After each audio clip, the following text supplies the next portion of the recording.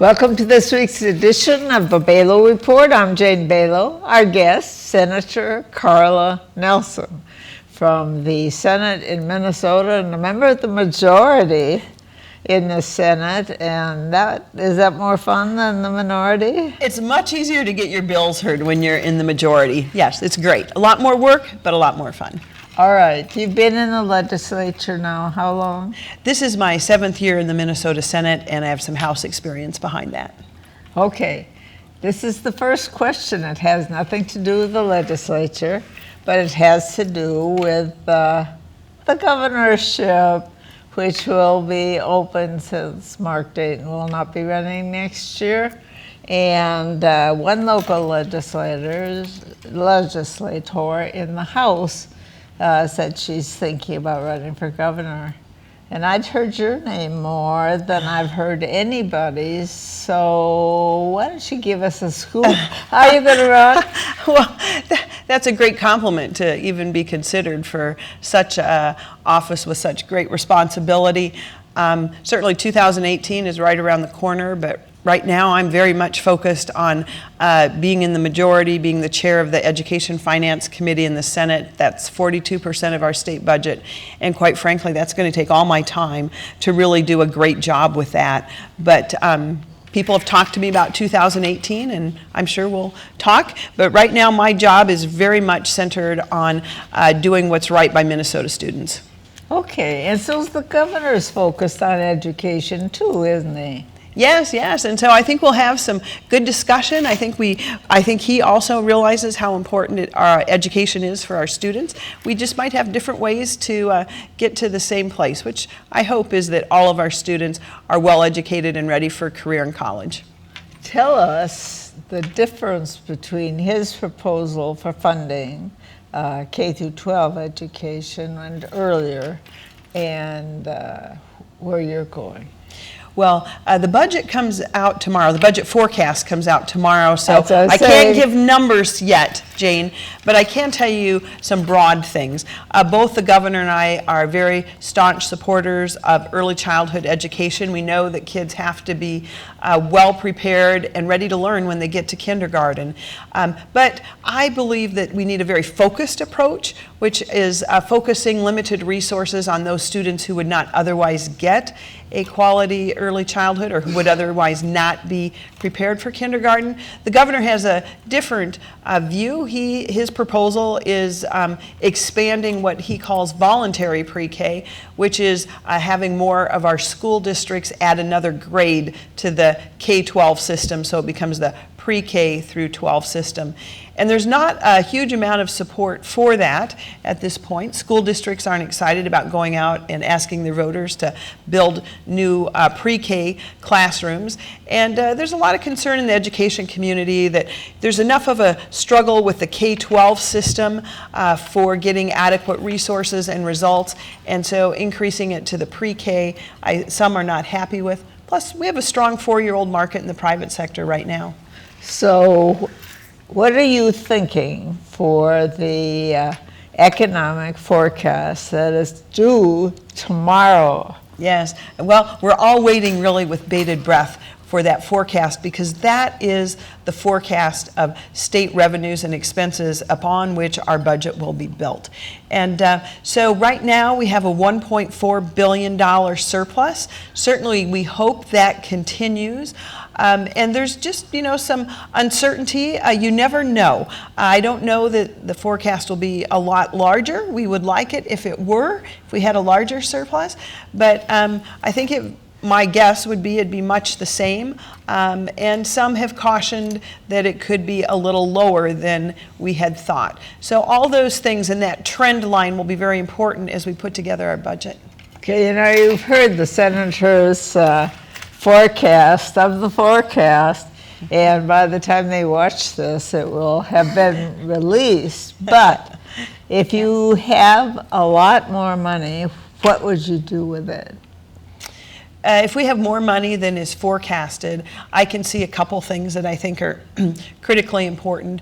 Certainly, I believe education is key, and our school districts are having a difficult time just with inflation going up at 2.4%.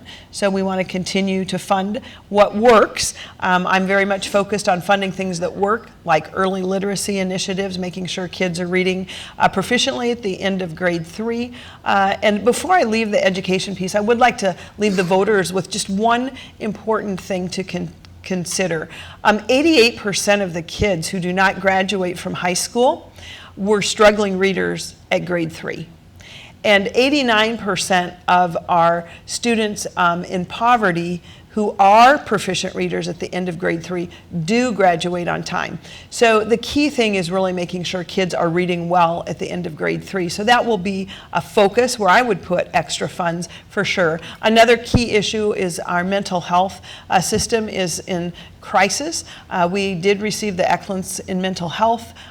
We passed that last year and received federal funding to do really an innovative way to transform how mental health services are delivered. Olmsted County, Zumbro Valley received one of those 8 pilot grants from the feds that will help provide a one-stop, one-shop, kind of breaking down the barriers. We're hoping that we see some great success there. But those are 2 areas that I think are in need. Of course, our roads and bridges, especially in this part of the state, need a great deal of care. They have been, I would say, somewhat neglected in the last few years, and that's where I would also put some money. And we continue to be one of the top taxed states in the nation. We should not be in the top 10 most highly taxed states in the nation. So I would like to look at some meaningful tax relief. Well, I hope it is high. If there's not as much money, where are your priorities? Same place? Yes, I do believe those are the priorities, whether we have more funds than expected or less. The mental health crisis did not happen overnight. How did we get here?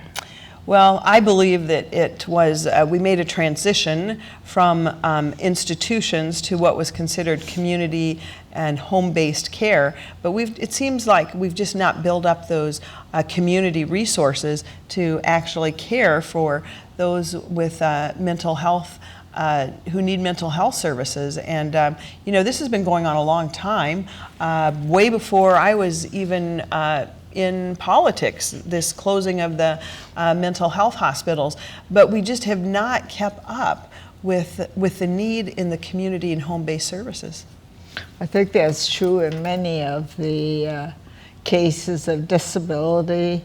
Putting people in small group homes broke up that big lobby that was able to represent them when they were consolidated in larger hospitals.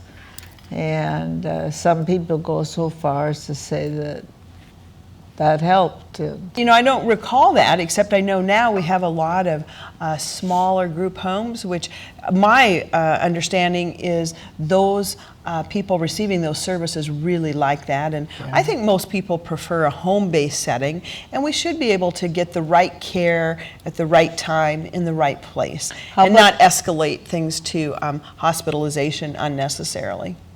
How about corrections facilities?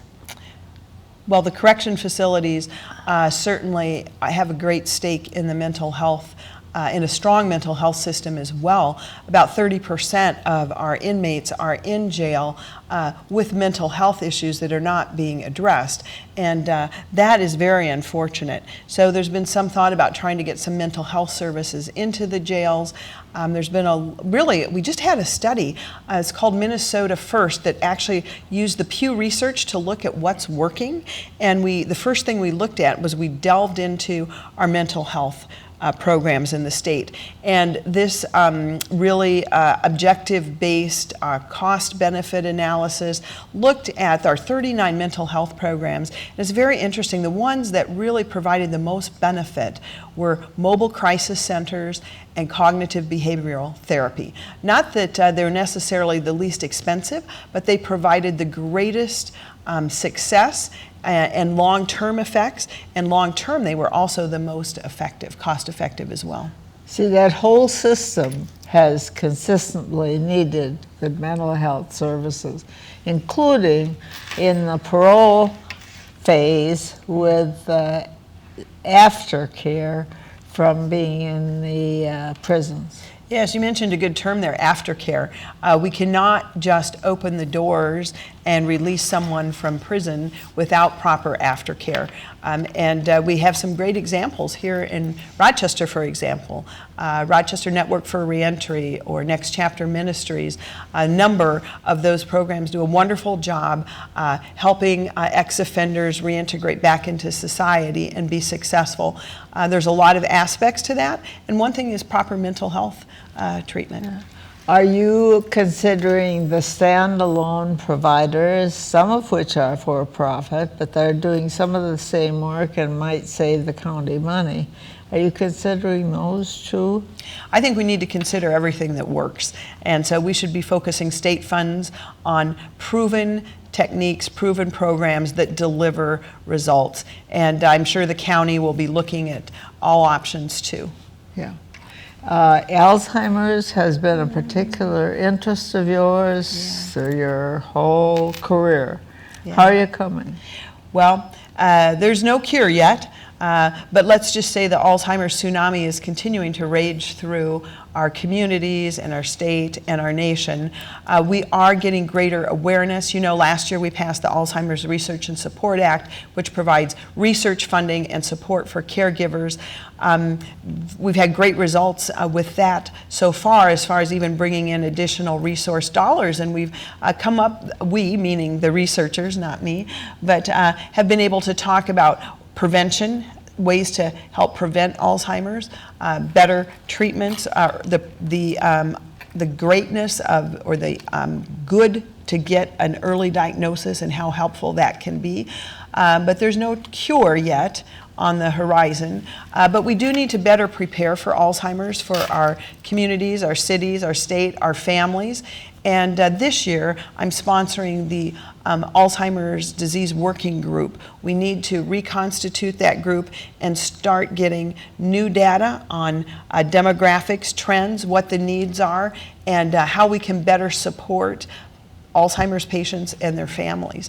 And so we've had a good hearing on that so far. I'm hopeful that it passes.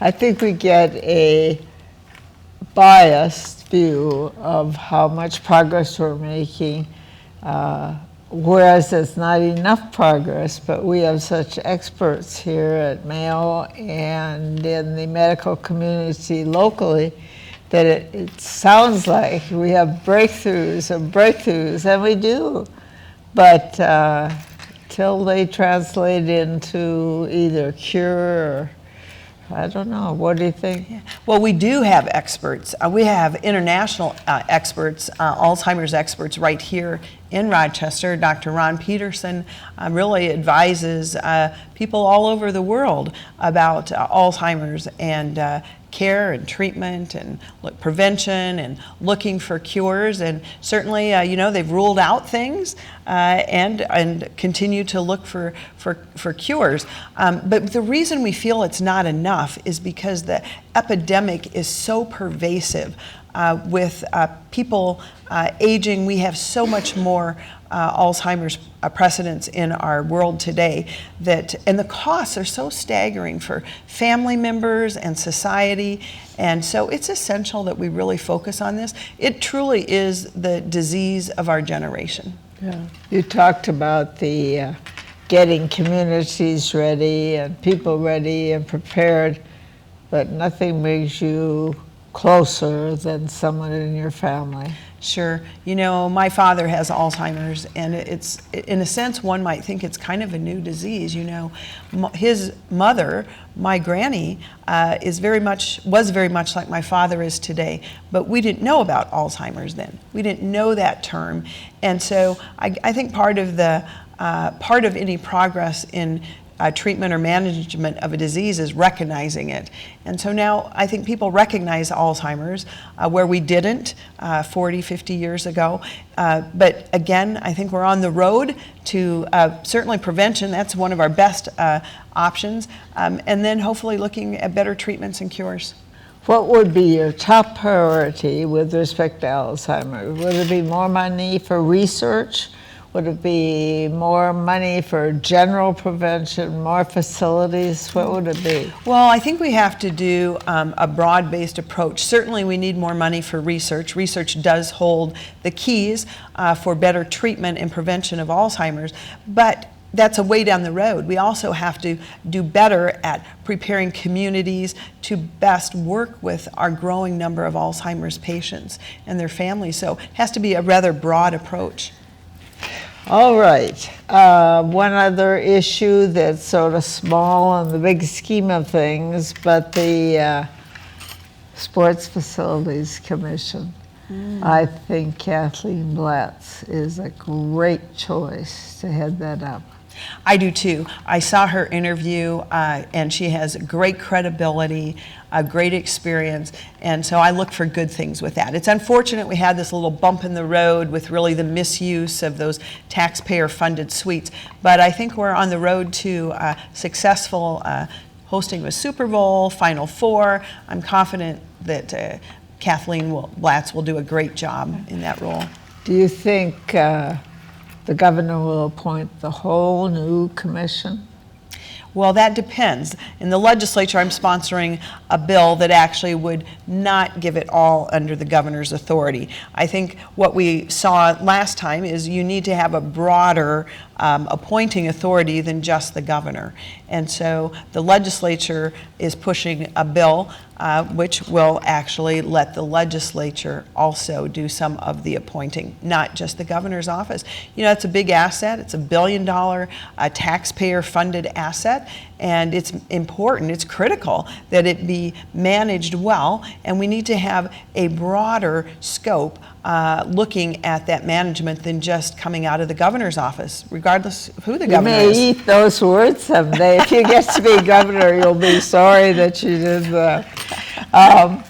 The Super Bowl is, what, 2 years they're proposing to bring it here?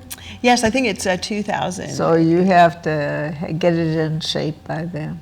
Yes, and I think we will. I mean, I think that the Sports Facilities Commission will do a good job. What was before that? There was always a Sports Facilities Commission. Oh, for the different facilities like the Twins Stadium. Yeah. This was a new facility that was formed particularly to help really get the stadium constructed and then, of course, managing this big asset. Yep. All right. Other issues that are on your short list for job creation, especially in southern Minnesota? Oh, I'm so glad you asked, because I have some legislation called for that particular instance. So Southeast Minnesota is the only part of the state that does not have an economic development department through the state, right here in Southeast Minnesota. And yet, of course, we are looking forward to great growth and economic opportunities in this part of the state. But there is no planning for that.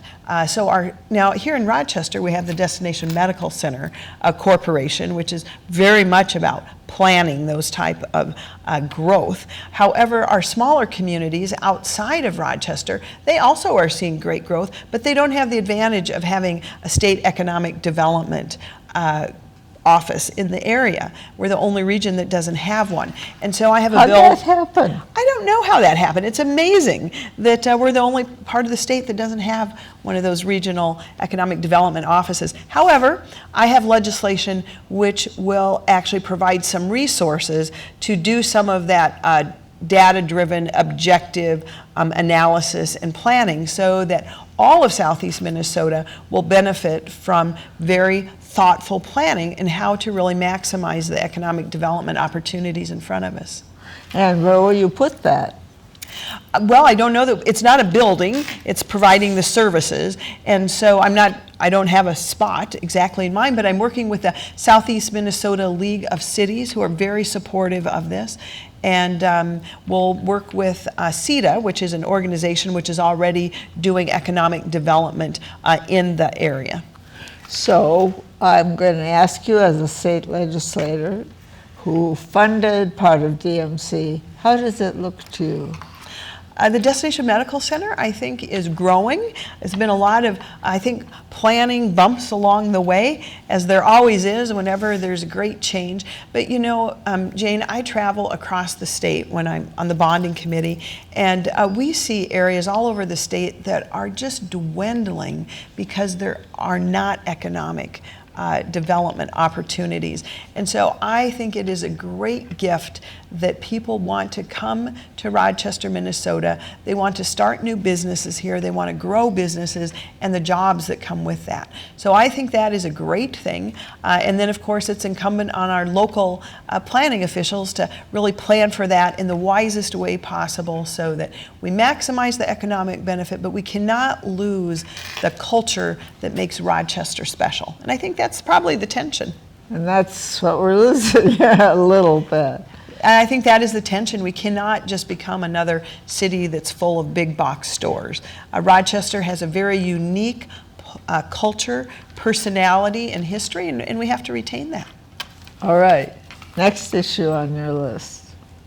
Well, next issue today, now this will be old news by the time your viewers see it, but today I'm headed up to the Capitol this morning. We will be voting on Sunday liquor sales in the Minnesota Senate today. Sunday liquor sales have been banned since statehood, really, for our state, and then as prohibition was lifted, the Sunday liquor sale ban stayed in place. So a lot of things have changed since 1935, but that particular ban has not, although lifting the ban passed the House last week. It'll be before the Senate today. And what are you predicting? Well, first, I'm planning to vote for lifting that ban. Our state has changed dramatically since 1935. In 1935 was when Social Security was first started. The Hoover Dam was a plan. Bread was 11 cents a loaf, and John Dillinger was public enemy number one. And we've changed a lot since then. And so I'm inclined to support lifting the ban on Sunday sales. But the piece that I'm looking for is that, of course, we cannot require any business to stay open. So I would look for providing an option. If a business wants to stay open and sell liquor on Sundays, they can. My goodness, it has changed. It truly has changed, and I will say years ago I never would have supported that position because I firmly believe there's plenty of damage from alcohol in our world today, and I still believe that is the case. But as those who don't want the ban lifted will say, is we're going to sell the same amount of booze in 7 days that we do in 6. And I do think that's true. So I don't think this will necessarily be an increase in consumption. It might be lowering the amount of DWIs on Saturday night or something. But my hope is that people would drink responsibly, and that, but we would not prevent a store from staying open to sell alcohol on Sundays. Okay. Bonding. And you're on the bonding committee as Senator Senjum chairs it. So what are your priorities for southern Minnesota? Oh, well, there are several, of course. One is the Rochester International Airport needs to stay as an international airport. And that involves a small amount of state bonding, actually even a little bit less than the proposal last year. So we need to get that out the door right away. Then also the Chester Woods Trail extension and connection is important. The pieces are already in place. We need to finish what we've already started there, and it connects to hundreds of miles of trails. So certainly that is critical. And then RCTC right here. There are great needs as far as renovation and replacement. And I carried that bill last year, got it into the Senate bonding bill, but ultimately nothing passed. Of course, we need to get that done as well. It was kind of disappointing because this project here at RCTC was number 7 on the list of priorities from what was MnSCU at the time, now called Minnesota State. And yet some projects lower on the priority list ended up being in that final bonding bill. But of course it didn't pass, so here we are again. I'd like to get the bonding bill from 2016 out the door right away. there are two ways to do it. One is the traditional way, and the other is to take the things that you can agree on, pass those first, and then take on the others. What do you propose? Well, I'd really like to have gotten the 2016 bill out the door right away. It currently is sitting in the Senate. It's coming to me next in the Senate Finance Committee. So we have passed that bill, updated a tad, and we passed it out of the Bonding Committee. It's passed out of the Transportation Committee. It's coming to me on the Finance Committee. We hope it passes, but I'm just worried that it's taking so long. I would have liked to have, finished up that work earlier, but it's progressing, and I'm hopeful that we get it out the door soon. We're not coming on any deadlines, are we? No, but there's a lot of unmet needs that continue to pile up, especially when you look at roads and bridges. Yeah. Okay. Transportation. Gas tax? Well, a lot will depend maybe on the forecast, but with a surplus, a $1.4 billion surplus, I don't really see a gas tax coming down the pike, so to speak. First of all, gas tax is a regressive source of taxation, but it's also a declining source of taxation as cars become more efficient and more people are driving other vehicles that don't rely solely on gas. And so I think there are better ways. So I do not see a tax increase coming, although it could be part of a compromise at the end and perhaps a small gas tax increase, but I really don't think so. I think we'll find other ways to better fund our transportation system. And is light rail dead? Well, it might be live, but what's quite interesting is the local entities in those few areas that want light rail have decided that they can fund it themselves, which I think is what should happen. It's a very small geographic section of our state that really benefits from light rail, and they can figure out how to fund it. Certainly through the Met Council, they've worked on that. I think that's the best way to go, and use our statewide resources for statewide needs, which are roads and bridges. All right, we have 2 minutes left, and the topic is yours, whatever. Well, I'm just really thrilled to represent this very dynamic and growing area in the Minnesota Senate, and we will continue to work to do really what is best for all. Now, not everybody always agrees, and so sometimes that's a bit of a challenge, but I think as long as we look to data-driven, scientific information, that should really help us make wise decisions. And we do have to realize demographics are playing a great part in how government needs to function. So our changing demographics, globalization, and automation, those three things are really changing the world that we live in, and government has to keep up. And sometimes it's a challenge for state government to continue to really keep up with these changes, but that's something we need to do so that we can really maximize the future for all of us. Okay, if you could have one thing this session, what would it be? Well, I would love for my wish to be granted tomorrow, which is that this budget forecast would be very positive, that our economy would be growing, and that we could really invest in long-term things that are best for Minnesotans. But of course, that would include some tax relief as well. We have to get out of the top 10. And then the final is partisanship as big an issue this year, or bigger?